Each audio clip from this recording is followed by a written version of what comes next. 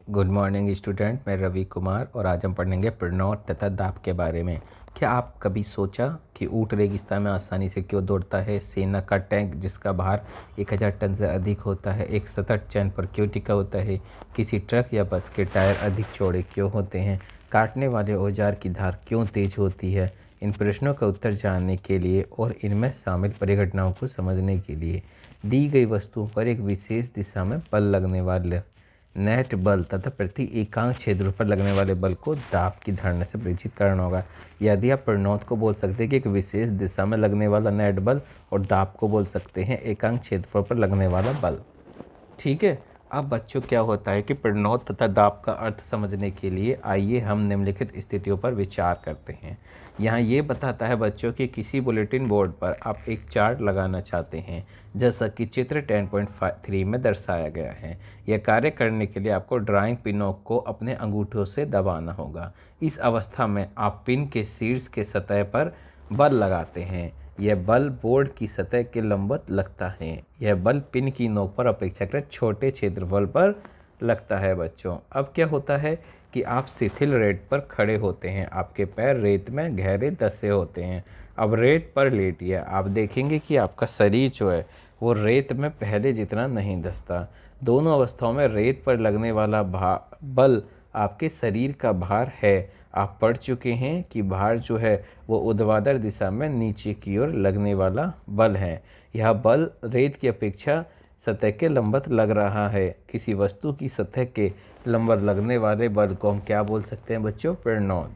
ठीक है। जब आप शिथिल रेत पर खड़े रहते हैं तो बल जो है वो आपके शरीर का भार आपके पैरों के क्षेत्रफल के बराबर क्षेत्रफल पर लग रहा होता है। जब आप लेट जाते तो वही बल आपके पूरे शरीर के संपर्क में क्षेत्रफल के बराबर क्षेत्रफल पर लगता है, जो कि आपके पैरों के क्षेत्रफल से अधिक है। इस प्रकार समान परिमाण के बलों को भिन्न भिन्न क्षेत्रफलों पर भिन्न भिन्न प्रभाव होता है, और उपरोक्त स्थिति में प्रणोद क्या होता है बच्चों? वो होता है समान, लेकिन उसका प्रभाव अलग अलग है।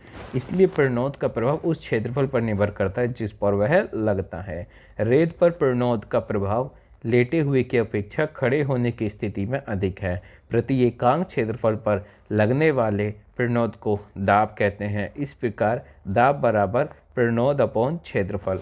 समीकरण 10.20 में प्रणोद तथा क्षेत्रफल के एसआई मात्रक प्रतिस्थापित करने पर हमें दाब का एसआई मात्रक प्राप्त होता है। यह जो मात्रक होता है ये होता है बच्चों आपका न्यूटन पर मीटर स्क्वायर या न्यूटन मीटर स्क्वायर।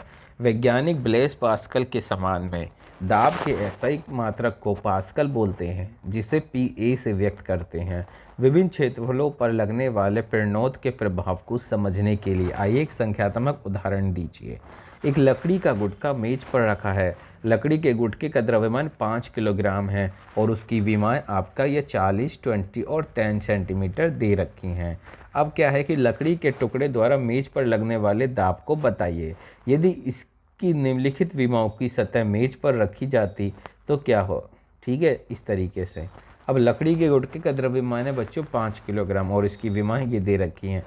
तो हम क्या करेंगे? प्रणोद निकालेंगे। F बराबर mg, यानी 5 इंटू ये 49 आ गया। सतह का क्षेत्रफल 20 गुणा 10 आ जाएगा, ये आ जाएगा 200। ठीक है, ये आपका जो पहले वाले से है। दूसरा वाला है ना समीकरण। अब क्या होगा कि दाब जो निकालेंगे वो निकलेगा प्रणोद अपॉन क्षेत्रफल। ठीक है, तो उसे डिवाइड कर। जब गुटके की विमा ये वाली ली गई है तो इसमें भी पहले क्षेत्रफल निकाल देंगे। दाब निकालोगे तो वो आपका क्या रहेगा? बल प्रणोद तो वही रहेगा, तो प्रणोद अपॉन क्षेत्रफल, तो ये हो जाएगा आपका 49 न्यूटन अपॉन 0.08, यानी बच्चों ये आ जाएगा आपका 612.5 न्यूटन मीटर स्क्वायर। अब बच्चों हम पढ़ेंगे इस प्रकार वही बल जब छोटे क्षेत्रफल पर लगता है तो अधिक दाब तथा बड़े क्षेत्रफल पर कम दाब लगाता है। यही कारण है कि कीलों के सिरे नुकीले होते हैं, चाकू की तेज धार होती है और भवनों की नींव चौड़ी होती हैं। ठीक है। अब तरलों में दाब। सभी द्रव्य गैसें तरल हैं। ठोस अपने भार के कारण किसी सतह पर दाब लगाता है। तरलों में भी भार होता है, अर्थात वे जिस बर्तन में रखे जाते हैं उसके आधार तथा दीवारों पर दाब लगाते हैं। किसी परियुक्त द्रव्यमान के तरल पर लगने वाले दाब सभी दिशाओं में बिना घटे संचरित हो जाते हैं। उत्प्लावकता। ठीक है। उत्प्लावकता। अब क्या होता है कि क्या आप कभी किसी तालाब में तैरे हो और आपने स्वयं कुछ हल्का अनुभव किया अपने आप को? क्या कभी आपने किसी कुएं से पानी खींचा और अनुभव किया जब पानी से भरी बाल्टी कुएं के पानी से बाहर आती है तो वह अधिक भारी क्यों लगती है? क्या आपने कभी भी सोचा कि लोहे तथा स्टील से बना जलयान समुद्र के पानी में क्यों नहीं डूबता, लेकिन उतनी ही मात्रा का लोहा तथा स्टील यदि चादर के रूप में हो तो वह क्या डूब जाएगा? ठीक है, इन सभी प्रश्नों का उत्तर जानने के लिए आप उत्प्लावकता के बारे में जानिए, और उत्प्लावकता का अर्थ समझने के लिए आइए हम एक क्रियाकलाप करते हैं। आप क्या कीजिए कि प्लास्टिक की एक खाली बोतल लीजिए, बोतल के मुंह को एक वायरुत डोर से बंद कर दीजिए, इसे एक पानी से भरी बाल्टी में रखिए। आप देखेंगे कि बोतल जो है वो तैरती है। बोतल को पानी में धकेल दीजिए। आप ऊपर की ओर एक धक्का महसूस कीजिए, इसे एक और अधिक नीचे धकेलने का प्रयत्न करते हैं। आप इसे और अधिक गहराई में धकेलने में कठिनाई अनुभव करते हैं। यह दिखाता है कि पानी बोतल पर ऊपर की दिशा में एक बल लगाता है। जैसे जैसे बोतल को पानी में धकेलोगे, पानी द्वारा ऊपर की ओर लगाया गया बल बढ़ता जाता है जब तक कि बोतल पानी में पूरी तरह से नहीं डूब जाती। बोतल को छोड़ दीजिए, यह उछलकर सतह पर वापस आ जाते हैं। क्या पृथ्वी का गुरुत्वाकर्षण बल इस बोतल पर कार्यरत है? यदि ऐसा है तो बोतल छोड़ देने पर पानी में डूबी ही क्यों नहीं रहती? ठीक है। अब वो क्या कह रहा है कि पृथ्वी का जो गुरुत्वाकर्षण बल है वो बोतल पर नीचे की दिशा में लगता है। इसके कारण बोतल नीचे की दिशा में क्या होती है, खिंचती है, लेकिन पानी बोतल पर ऊपर की ओर बल लगाता है, अतः बोतल ऊपर की दिशा में धकेली जाती है। हम पढ़ चुके हैं कि वस्तु का भार पृथ्वी के गुरुत्वाकर्षण बल के बराबर होता है। जब बोतल डुबो दी जाती है तो बोतल पर पानी द्वारा लगने वाला ऊपर की दिशा में बल इसके भार से अधिक हो जाता है, इसलिए छोड़ने पर यह ऊपर उठती है। बोतल की पूरी तरह डुबोए रखने के लिए पानी के द्वारा बोतल पर ऊपर की ओर लगने वाले बल को संतुलित करना पड़ेगा।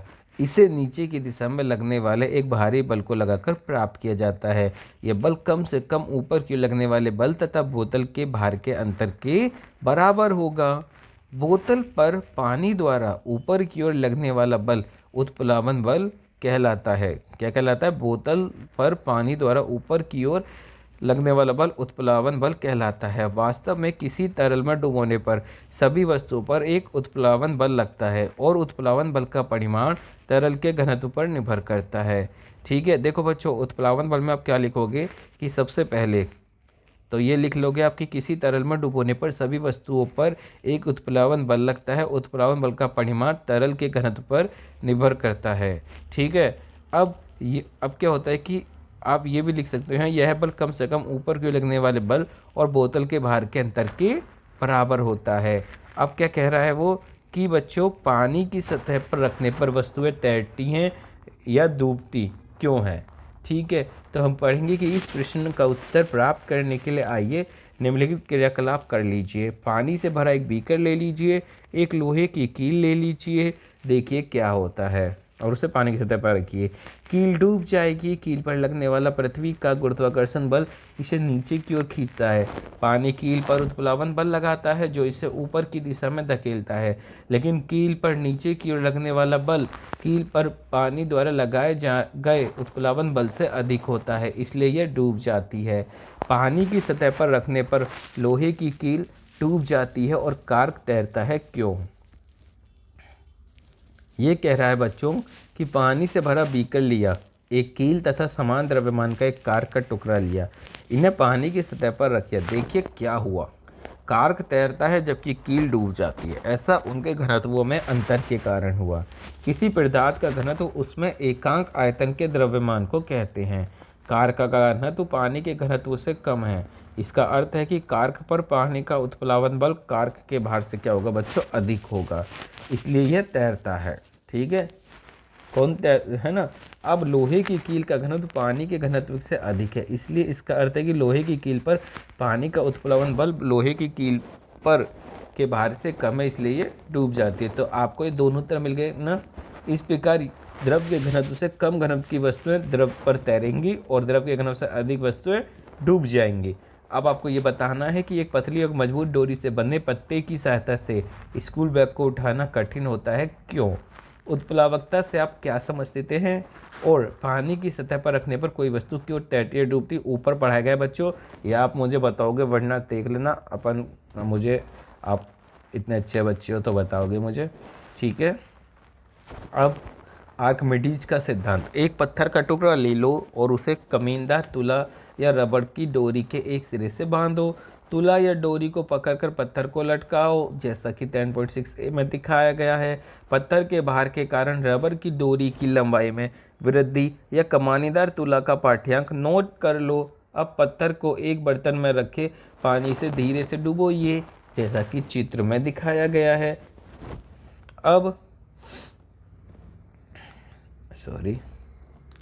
अब क्या हुआ कि आप देखेंगे कि जैसे ही पत्थर को धीरे धीरे पानी में ले जाते हैं, डोरी की लंबाई तुला के पाठ्यांक से में भी कमी आती है। जब पत्थर पानी में डूब जाता है तो उसके बाद कोई परिवर्तन नहीं दिखाई देता। डोरी के प्रसार या तुला की माप में कमी से आप क्या निष्कर्ष निकालते हैं? हम जानते हैं कि रबड़ की डोरी की लंबाई में परिवर्तन या तुला के पाठ्यांक में वृद्धि पत्थर के भार के कारण होती है, क्योंकि पत्थर को पानी में डुबोने पर इन वृद्धियों में कमी आ जाती है। इसका अर्थ है कि पत्थर पर ऊपर की दिशा में कोई बल लगता है और उसके परिणाम स्वरूप रबड़ की डोरी पर लगने वाला नेट बल कम हो जाता है, इसलिए लंबाई में कमी आ जाती है। जैसा पहले ही आर्किमिडीज के सिद्धांत के बहुत से चर्चा करी कि पानी द्वारा ऊपर की ओर लगाया गया यह बल क्या कहलाता है? उत्प्लावन बल। किसी वस्तु पर लगने वाले उत्प्लावन बल का परिमाण कितना होता है? किसी एक ही वस्तु के लिए सभी तरलों में समान होता है? क्या किसी दिए गए तरल में सभी वस्तुएं समान उत्प्लावन बल का अनुभव करती हैं? इन प्रश्नों का उत्तर आर्किमिडीज के सिद्धांत द्वारा प्राप्त होता है, जिसको निम्न प्रकार से व्यक्त करते हैं। जब किसी वस्तु को किसी तरल में पूर्ण या आंशिक रूप से डुबोया जाए तो वह ऊपर की ओर दिशा में एक बल का अनुभव करती है, जो वस्तु द्वारा हटाए गए तरल के भार के बराबर होता है। क्या आप स्पष्ट कर सकते हो कि क्रियाकलाप में पत्थर के पानी में पूरी तरह डुबोने के बाद डोरी के प्रसार में कमी क्यों हुई थी? यहाँ क्या है बच्चों कि आर्किमिडीज का एक ग्रीक वैज्ञानिक था। उन्होंने एक सिद्धांत की खोज की जो उन्हीं के नाम से विख्यात थी। यह सिद्धांत उन्होंने यह देखने के बाद खोजा कि नहाने के टब में घुसने पर पानी बाहर बहने लगता है। वे सड़कों पर यूरेका चलाते हुए भाग में, जिसका अर्थ मैंने पा लिया। इस ज्ञान का उपयोग उन्होंने राजा के मुकुट में उपयोग हुए सोने की शुद्धता को मापने के लिए किया। उनके यांत्रिक तथा ज्यामिति में किए गए कार्यों ने उन्हें प्रसिद्ध कर दिया। घिरनी और पहियों और धुरियों के विषय में उनके ज्ञान ने ग्रीक सेना को रोमन सेना के विरुद्ध लड़ाई में बहुत सहायता की। आर्किमिडीज के सिद्धांत के बहुत से अनुप्रयोग हैं। ये जलयानों तथा पनडुब्बियों के डिजाइन बनाने में काम आते हैं। दुग्ध मापी, जो दूध के किसी नमूने की शुद्धता की जांच करने के लिए प्रयुक्त होता है। हाइड्रोमीटर, जो द्रव के घनत्व मापने के लिए प्रयुक्त होता है। तो आपको मुझे बताना है कि हाइड्रोमीटर क्यों यूज होता है, दुग्ध मापी क्यों यूज होती है। ठीक है बच्चों, एक तुला पर आप क्या समझते हैं? अपना द्रव्यमान 42 kg नोट करते हैं और आपका द्रव्यमान 42 kg से अधिक है या कम। ठीक है, आपके पास एक रुई का बोरा और एक लोहे की छड़ है। तुला पर मापने पर दोनों 100 किलोग्राम द्रव्यमान दर्शाते हैं। वास्तविकता में एक दूसरे से भारी है। क्या आप बता सकते हैं कि कौन सा भारी और क्यों? तो ये आपको बच्चा बताना है। अब है बच्चा आपेक्षिक घनत्व। तो एकांक आयतन की किसी वस्तु का घनत्व उसके प्रति एकांक आयतन के द्रव्यमान को कहते हैं। आपेक्षिक घनत्व की परिभाषा बच्चों आप सभी को लिखनी है। घनत्व का मात्रक किलोग्राम प्रति घन मीटर है। विशिष्ट परिस्थितियों में किसी पदार्थ का घनत्व सदैव समान रहता है।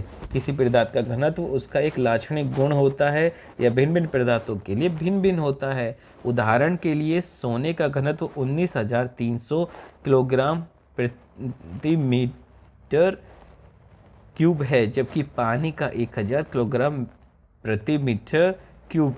किसी पदार्थ के नमूने का घनत्व उस पदार्थ की जांच की शुद्धता में सहायता करता है। अब क्या होता है, प्राय किसी पदार्थ के घनत्व को पानी के घनत्व की तुलना में व्यक्त करना सुविधाजनक होता है। किसी पदार्थ का अपेक्षिक घनत्व उस पदार्थ का घनत्व व पानी के घनत्व का अनुपात होता है। अर्थात अपेक्षिक घनत्व होता है किसी पदार्थ का घनत्व अपॉन पानी का घनत्व। अब एक क्वेश्चन लीजिए कि चांदी का अपेक्षिक घनत्व 10.8 है, पानी का घनत्व 10 की पावर 3 है केजी प्रति मीटर क्यूब। ऐसा ही मात्रक में चांदी का घनत्व क्या होगा? तो अपेक्षिक घनत्व हम निकालेंगे चांदी का घनत्व अपन पानी का घनत्व। ठीक है, अब क्या है कि चांदी का घनत्व हम यहाँ से अलग ले लेंगे और चांदी के अपेक्षित घनत्व में पानी के घनत्व की मल्टीप्लाई कर देंगे, तो आंसर जो आएगा वो आपका आंसर होगा। अब क्या होता है बच्चों कि हमने क्या सीखा, गुरुत्वाकर्षण के नियम के अनुसार किन्हीं दो पिंडों के बीच आकर्षण बल उन दोनों के द्रव्यमानों के गुणनफल के समानुपाती और उनके बीच की दूरी के वर्ग के व्युत्क्रमानुपाती होता है। गुरुत्वाकर्षण एक क्षीण बल है जब तक कि बहुत अधिक द्रव्यमान वाले संबंध ना हो। गुरुत्वीय बल पृथ्वी तल से ऊंचाई बढ़ने पर कम हो जाता है। यह पृथ्वी तल के विभिन्न स्थानों पर परिवर्तित रहता है। इसका मान ध्रुवों से विषुवत की ओर घटता जाता है। किसी वस्तु का भार वह बल है जिसमें पृथ्वी उसे अपनी ओर आकर्षित करती है। किसी वस्तु का भार द्रव्यमान तथा गुरुत्वीय त्वरण के गुणनफल के बराबर होता है। किसी वस्तु का भार भिन्न भिन्न स्थानों पर भिन्न भिन्न होता है। सभी वस्तुएं किसी तरल में डुबोने पर उत्प्लावन बल का अनुभव करती हैं। अब आगे आ जाओ। ठीक है बच्चों, अब इसमें जो न्यूमेरिकल हो ना उन्हें आप करके देखना और क्वेश्चन आप देखा कीजिए कि आप जितने कर सकते हैं। देखो बच्चों, एक्चुअली लॉकडाउन है तो उसमें हमें क्या है और डबल मेहनत करनी चाहिए। ठीक है, देखो मैं आपको एक बताता हूँ। इस समय अगर हम ये सोचें कि नहीं जी हमें कम पढ़ाई करनी, नहीं बच्चों, ये आपके पास एक गोल्डन अपॉर्चुनिटी है। आप चाहो तो इसका उपयोग ऐसे कर सकते हो कि आगे आने वाले समय में, मान लीजिए बच्चों आप 9th में हो, ठीक है, और आप आगे आने वाले समय में कुछ बनना चाहते हो, तो it's a golden opportunity for you कि आप जो है पढ़ भी रहे हो और आप तैयारी भी कर सकते हो। ठीक है, तो आप मुझसे पूछिए कि सर हमें, अगर आपको समझ नहीं आ रहा कि आपको क्या करना चाहिए, तो आप एक बार मुझसे कंसल्ट कीजिए कि हाँ सर हमें क्या करना चाहिए अभी 9th के बाद, और हमें अपने समय का सदुपयोग कैसे करना चाहिए। मैं ये नहीं कहता आपसे कि आप पढ़ें नहीं या खेलें नहीं या कूदें नहीं, आप सब काम करिए। और ये गोल्डन अपॉर्चुनिटी है जिसमें हम और आप कंसल्ट करके आपको एक अच्छी जगह बिठा सकते हैं। तो क्यों ना इस समय का उपयोग किया जाए बच्चों। ठीक है, तो आप मुझसे पर्सनली पूछ सकते हो। ठीक है बच्चों, जय माता दी।